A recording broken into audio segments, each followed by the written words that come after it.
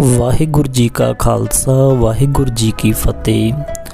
ਅੱਜ ਅਸੀਂ ਭਾਈ ਗੁਰਦਾਸ ਜੀ ਦੇ ਇੱਕ ਕਵਿਤ ਸਵਈਏ ਦੀ ਵਿਚਾਰ ਕਰਨੀ ਹੈ। ਇਸ ਤੋਂ ਪਹਿਲਾਂ ਇਹ ਗੱਲ ਸਮਝਣੀ ਜ਼ਰੂਰੀ ਹੈ ਕਿ ਜਦੋਂ ਅਸੀਂ ਇਤਿਹਾਸ, ਗੁਰਬਾਣੀ ਅਤੇ ਭਾਈ ਗੁਰਦਾਸ, ਭਾਈ ਨੰਦ ਲਾਲ ਅਤੇ ਹੋਰ ਗੁਰਸਿੱਖਾਂ ਦੀਆਂ ਰਚਨਾਵਾਂ ਨੂੰ ਪੜ੍ਹਦੇ ਹਾਂ ਤਾਂ ਸਾਨੂੰ ਪਤਾ ਚੱਲਦਾ ਹੈ ਕਿ ਇੱਕ ਸਿੱਖ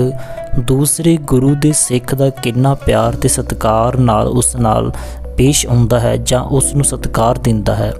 ਇਹ ਸਤਿਕਾਰ ਉਸੇ ਤਰ੍ਹਾਂ ਦਾ ਹੈ ਜਿਸ ਤਰ੍ਹਾਂ ਦਾ ਸਿੱਖ ਆਪਣੇ ਗੁਰੂ ਨੂੰ ਸਤਿਕਾਰ ਦਿੰਦਾ ਹੈ। ਉਸੇ ਤਰ੍ਹਾਂ ਹੀ ਆਪਣੇ ਗੁਰੂ ਭਾਈ ਭਾਵ ਜੋ ਧਰਮ ਦੇ ਵਿੱਚ ਹੈ ਅਤੇ ਗੁਰੂ ਦੀ ਆਗਿਆ ਦੇ ਅਨੁਸਾਰ ਜੀਵਨ ਬਤੀਤ ਕਰਦਾ ਹੈ, ਉਸ ਦੇ ਲਈ ਉਹ ਆਪਣੀ ਜਾਨ ਨੂੰ ਨਿਸ਼ਾਵਰ ਕਰਦਾ ਹੈ। ਪਰ ਹੁਣ ਸਮੇਂ ਦੀ ਤਬਦੀਲੀ ਦੇ ਕਰਕੇ ਜਾਂ ਕਹਿ ਲਈਏ ਸੋਸ਼ਲ ਮੀਡੀਆ ਦੇ ਵਿੱਚ ਆਉਣ ਕਰਕੇ ਅੱਜ ਦੇ ਜ਼ਮਾਨੇ ਵਿੱਚ ਇੱਕ ਗੁਰੂ ਦਾ ਸਿੱਖ ਦੂਸਰੇ ਗੁਰਸਿੱਖ ਨੂੰ ਉਹ ਸਤਿਕਾਰ ਅਤੇ ਪਿਆਰ ਅਤੇ ਭਾਵਨਾ ਨਾਲ ਨਹੀਂ ਦੇਖਦਾ, ਜੋ ਕਿ ਬਹੁਤ ਲਾਜ਼ਮੀ ਹੈ। ਕਿਉਂਕਿ ਸਾਡੇ ਕੋਲ ਜਿਹੜੇ ਸਿਧਾਂਤ ਹਨ, ਗੁਰੂ ਘਰ, ਸਾਧ ਸੰਗਤ, ਸੇਵਾ, ਸਿਮਰਨ ਜਾਂ ਫਿਰ ਹੋਰ ਜਿੰਨੇ ਵੀ ਸਿਧਾਂਤ ਮਿਲਦੇ ਹਨ, ਪੰਗਤ, ਸੰਗਤ,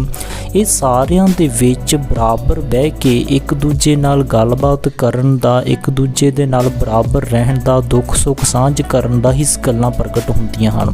ਅਤੇ ਜਦੋਂ ਪਾਤਸ਼ਾਹ ਜੀ ਇਹ ਕਹਿੰਦੇ ਹਨ ਕਿ ਜਦੋਂ ਕੋਈ ਦੁਵਿਧਾ ਪੈਦਾ ਹੁੰਦੀ ਹੈ ਤਾਂ ਮਿਲ ਕੇ ਉਸ ਦਾ ਹੱਲ ਕਰੋ, ਪਰ ਅੱਜ ਦੇਖਣ ਨੂੰ ਜੋ ਮਿਲਦਾ ਹੈ ਉਹ ਬਿਲਕੁਲ ਉਲਟ ਹੈ। ਸੋਸ਼ਲ ਮੀਡੀਆ 'ਤੇ ਦੇਖਦੇ ਹਾਂ ਕਿ ਜਦੋਂ ਇੱਕ ਕੋਈ ਗੁਰੂ ਦਾ ਸਿੱਖ ਗੱਲ ਕਰਦਾ ਹੈ ਤਾਂ ਦੂਸਰਾ ਗੁਰਸਿੱਖ ਉਸ ਨੂੰ ਨਫ਼ਰਤ ਦੀ ਭਾਵਨਾ ਨਾਲ ਦੇਖਦਾ ਹੈ, ਉਸ ਨੂੰ ਅਜਿਹੇ ਕਮੈਂਟਾਂ ਦੇ ਦੁਆਰਾ ਜ਼ਮੀਨ 'ਤੇ ਸੁੱਟਣ ਦੀ ਕੋਸ਼ਿਸ਼ ਕਰਦਾ ਹੈ ਜਾਂ ਨਿਰਲੱਜ ਬੇਇੱਜ਼ਤੀ ਕਰਦਾ ਹੈ, ਜਿਹੜੀ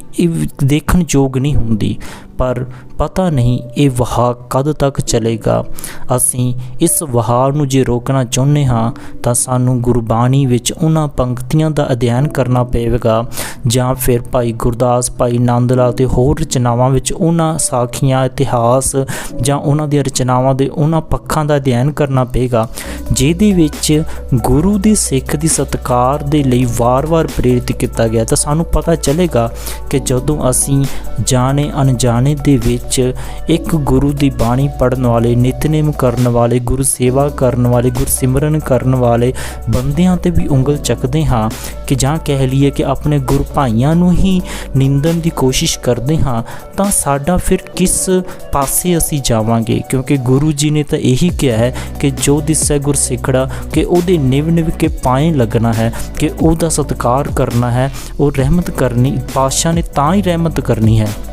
ਇਸ ਕਰਕੇ ਇਹਨਾਂ ਗੱਲਾਂ ਨੂੰ ਜੇਕਰ ਅਸੀਂ ਸਮਝਣਾ ਹੈ ਤਾਂ ਸਾਨੂੰ ਇਹਨਾਂ ਰਚਨਾਵਾਂ ਦਾ ਅਧਿਐਨ ਕਰਨਾ ਪਏਗਾ। ਉਹਨਾਂ ਹੀ ਰਚਨਾਵਾਂ ਦੇ ਵਿੱਚੋਂ ਭਾਈ ਗੁਰਦਾਸ ਜੀ ਦਾ ਇੱਕ ਕਵਿਤ ਸਵਈਆ ਹੈ ਜਿਸ ਦੇ ਵਿੱਚ ਉਹ ਜ਼ਿਕਰ ਕਰਦੇ ਹਨ, ਪੰਜ ਬਾਰ ਗੰਗ ਜਾਏ ਪੰਜ ਬਾਰ ਪ੍ਰਾਗ ਨਾਏ,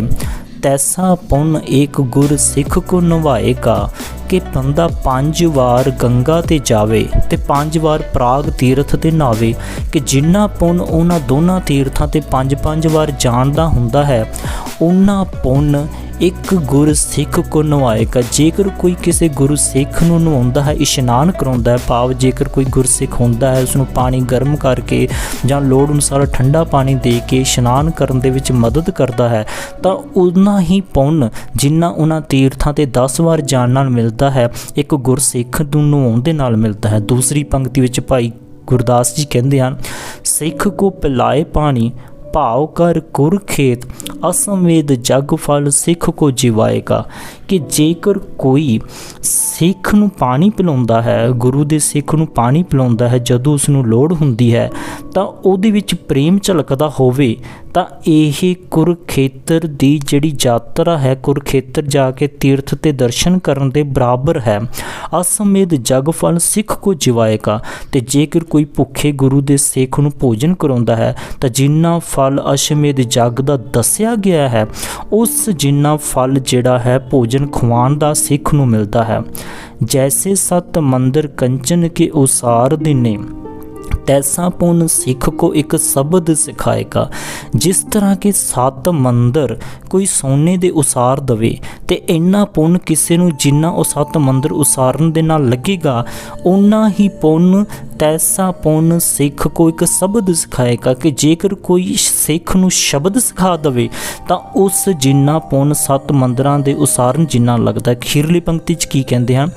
ਜੈਸੇ 20 ਬਾਰ ਦਰਸ਼ਨ ਸਾਧ ਕੀਆ ਕਾਹੂ, ਕਿ ਜਿਵੇਂ ਕੋਈ ਸਾਧ ਦੇ ਕਿਸੇ ਰੱਬ ਦੀ ਬੰਦਗੀ ਕਰਨ ਵਾਲੇ ਮਨ ਨੂੰ ਸਾਧਨ ਵਾਲੇ ਬੰਦੇ ਦੇ 20 ਵਾਰ ਦਰਸ਼ਨ ਕਰ ਲਵੇ, ਤੈਸਾ ਫਲ ਸਿੱਖ ਕੋ ਚਾਪ ਪਗ ਸਵਾਏਗਾ, ਕਿ ਐਸਾ ਫਲ ਜਿਹੜਾ ਹੈ ਕਿਸੇ ਗੁਰਸਿੱਖ ਥੱਕੇ ਹੋਏ ਗੁਰਸਿੱਖ ਦੀਆਂ ਲੱਤਾਂ ਘੁੱਟਣ ਦੇ ਨਾਲ, ਉਹਨੂੰ ਸਵਾਣ ਦੇ ਨਾਲ ਉਨਾ ਹੀ ਜਿਹੜਾ ਫਾਇਦਾ ਹੋਏਗਾ ਜਿੰਨਾ ਇੱਕ ਸਾਧ ਦੇ 20 ਵਾਰ ਦਰਸ਼ਨ ਕਰਨ ਕਰਕੇ ਹੁੰਦਾ ਹੈ।